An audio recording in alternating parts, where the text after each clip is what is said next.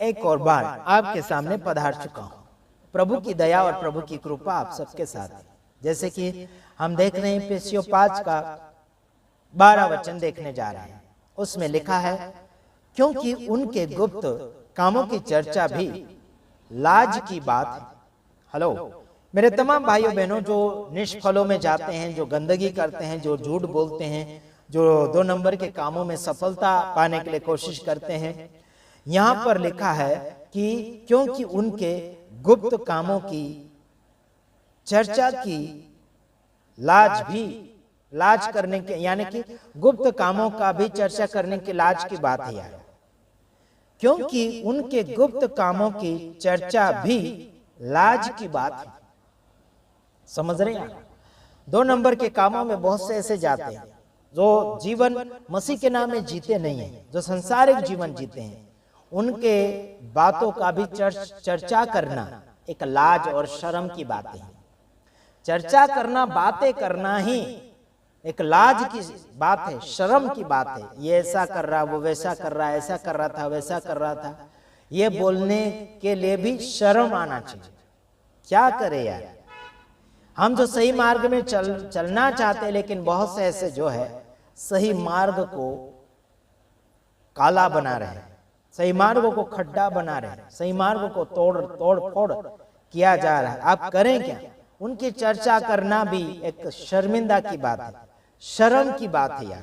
अगला वचन और आपके सामने बताना चाहता हूं। बहुत से ऐसे जो सच्चाई का साथ देना नहीं चाहते है ना, झूठ का साथ देते, बोलते उसका साथ मत दो, वो यहाँ का नहीं, वहां का नहीं, ये जात का है, वो जात का है, वैसा करता है, वैसा करता।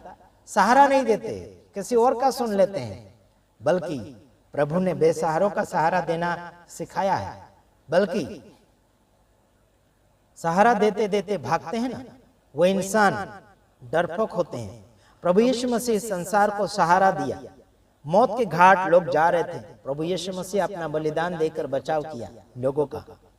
अगला वचन पढ़ रहा हूं, यहां लिखा है 13 वचन, परंतु जितने कामों पर उल्लाहना दिया जाता है वे सब ज्योति से प्रकट होते हैं, क्योंकि जो सब कुछ को प्रकट करता है वह ज्योति है। देखो, सब कुछ को प्रकट करता है, खुलासा देता है, दिखाता है खुलासा करके, तो वो कौन है? वह ज्योति है। लेकिन जो ढाकता है यानी कि छिपाता है, वो कौन है? यारो प्रकट करना सीखो। यहां लिखा कि पर जितने कामों पर उल्लाहना दिया जाता है वे सब ज्योति से प्रकट होते हैं, ज्योति से प्रकट होते हैं। अभी समझो एक अंधकार है, एक रूम अंधकार है और उसमें अंधकार ही अंधकार है, अंधेरे में कुछ भी आपको दिखेगा नहीं। अगर आप उसमें कुछ देखना चाहते हो तो दिया जलाना पड़ेगा, लाइट जलाना पड़ेगा, फोकस जलाना पड़ेगा, ज्योति लाना पड़ेगा वहां पर। समझ में आता मेरे तमाम भाइयों बहनों? यहाँ भी ऐसा ही दर्शाया गया कि पर जितने कामों पर उल्लाहना दिया जाता है वे सब ज्योति से प्रकट होते हैं। जितने कामों को प्रकट किया जाता है, उल्लाहना का मतलब प्रकट करना, उसके बारे में समझाना, बताना है ना, और पूरा खुलासा देना। हाँ, तो वो किसकी ओर से होता है, कैसे प्रकट होगा? मालूम, ज्योति प्रकट होगा तब ना, उजाला होगा तब ना, सच्चाई जब आएगी तब ना खुलासा उसका होगा। जब तक उसके बारे में अनुभव ही नहीं है, मालूम ही नहीं है, तो कैसे प्रकट होगा? जिस प्रकार से अंधकार है वहां पर ज्योति जलाएंगे, उजाला करेंगे, तब जाके पता चलेगा कि वहां क्या है क्या नहीं है, क्या करना चाहिए, बाद में निर्णय होता है। यहां लिखा क्योंकि जो सब कुछ प्रकट करता है वह ज्योति है। क्या समझ में आ रहा है? सब कुछ को सब प्रकट करने वाला कौन है? ज्योति है।